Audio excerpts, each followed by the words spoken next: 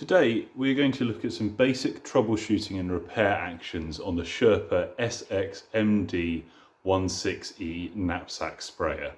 So the first thing I'm going to do is show you how to open up the unit so you can work on components inside. So there are 6 Phillips head screws, 3 across the top just underneath this padded lining, 1 over here to the side, 1 on the other side over here, and 1 just at the base here. Now, I strongly recommend against removing this whole back lining, because these are held in by one-way pegs and they will break, or they will almost certainly break if you try to take them off. So to undo these screws, just gently peel back that padding and undo them like so.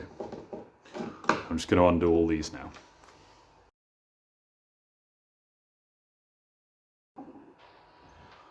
Once those are all undone, this whole black section lifts off. So just very carefully pull that open and you can unfold that like so. So the reason I say to do it carefully is because this is the pipe directly from the tank, and you can see that goes through the pump unit here. So the 2 main components we've got in here are the pump and the battery. The principle of replacing either of them is the same. So the battery is held in by a securing strap here. It has another 2 Phillips head screws. If you want to change the battery, just undo those.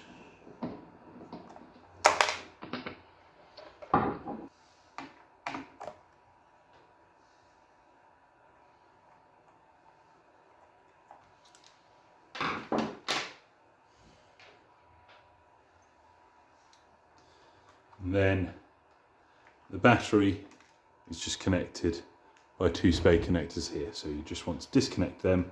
Just careful not to touch the contacts on the battery. It's unlikely to give you a shock, or at least not a harmful one, but best not to have one at all. Pull those off. And there you go. Battery has been removed and you can easily pop in a new one. Just put that aside for a second, put it back in later. So if you need to remove the pump, it's the same principle. Now, I'm not going to take this pump off right now because there is liquid in the tank.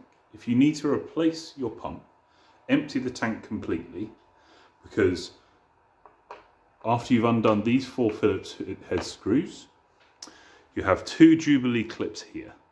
You'll just need a flathead screwdriver to undo those. Once you release those clips, you can pull the pipe off each end, which is easiest to do once you've taken the pump unit out completely, and then replace it. The pumps on these machines don't fail very often. You're more likely to need to replace a battery if the machine isn't working correctly. We're just going to do that in reverse quickly to put the battery back in. So reconnect the spade connectors, negative first.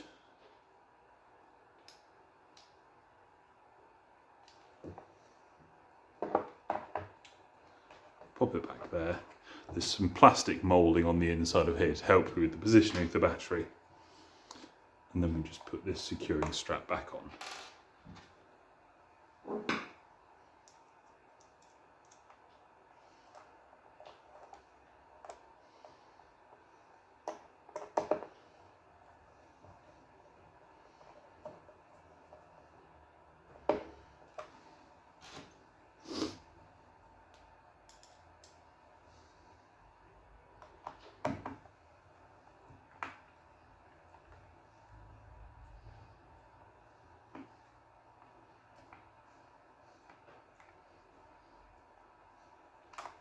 There we go, that's nice and secure.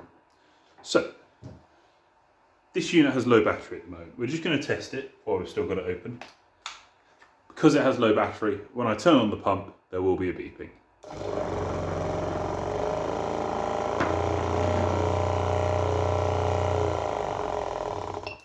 Or rather, I expected there to be, but there wasn't. But we can see that's in position, that's wired up.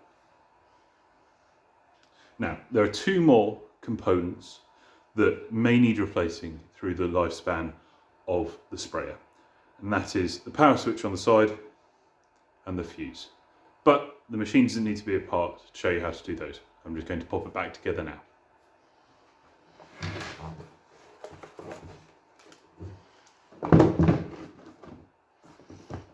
When you put the back on, just be sure not to trap any of the wiring or the piping before you secure it.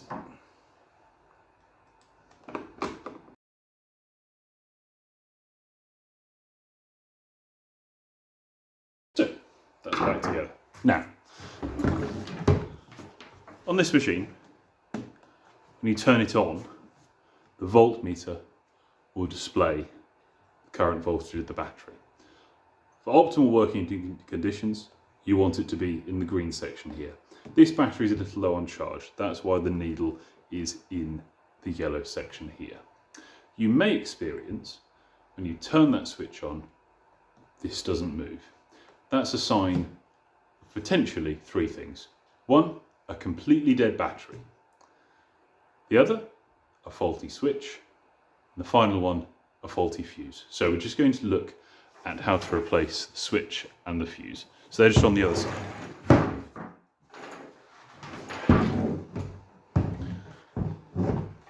So if you're familiar with the machine, you've got your on-off switch here, you've got your dial, the pump, and you've got your fuse here, and here you've got the port for the charger. So, replacing the fuse is incredibly simple. Just undo the fuse cap. You'll see the fuse inside there. Just needs to be pulled out and replaced with another one.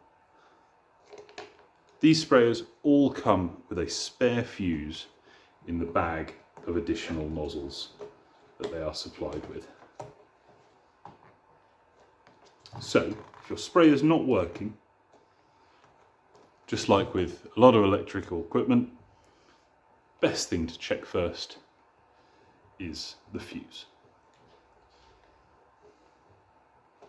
But if your fuse is fine and your machine's not turning on, it could be the switch that's the culprit. Now, there is not a fully watertight seal around the switch. It's water resistant, but it is a push fit component. So what can happen is if liquid is spilled down the side of the machine, over time that can seep in and corrode the contacts on the switch. That is the number one cause for switch failure. So, I'm just going to turn that on. A way to test if it is your switch that is causing the issue is to do the following. Remove the switch. Use a flathead screwdriver for this. You just want to get that underneath. You can use a knife, anything similar, just to get underneath.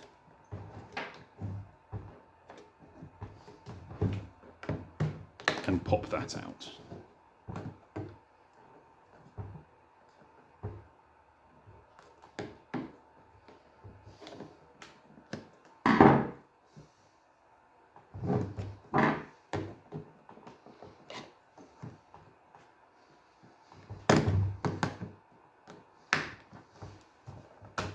There we go. We see, like with the battery, it's just spade connectors on the end there. So we'll just pull that out so we've got as much as possible to work with.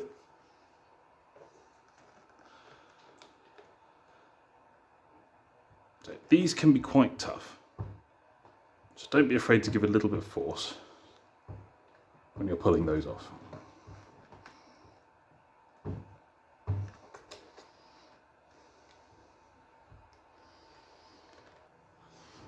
You might even just need to use your screwdriver just to pop them off if they're particularly tough. Now, if it's corrosion, it will be very obvious. You'll see a lot of corrosion on the switch itself and on the connectors. But you can test to see whether the switch is the issue by doing the following. Very carefully, just pull back the plastic sheath on those. Just put those there. Turn the dial on and then carefully just touch these together.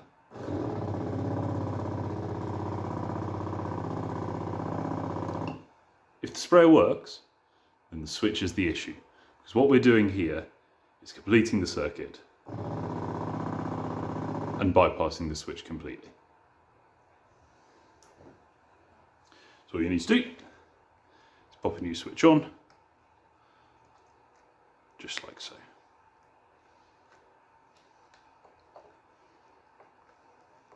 There we go. Before we pop that in, we can just test that. Lovely, that's working perfectly. Just push this back in.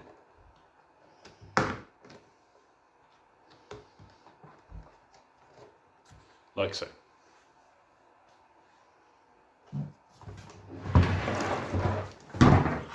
So, that covers the major troubleshooting and replacement of common component parts on the Sherpa SXMD16E sprayer. If you've got any questions, please comment or send us an email. You can find us on sherpatools.co.uk and you can call us directly on 01522 283 020. Thank you.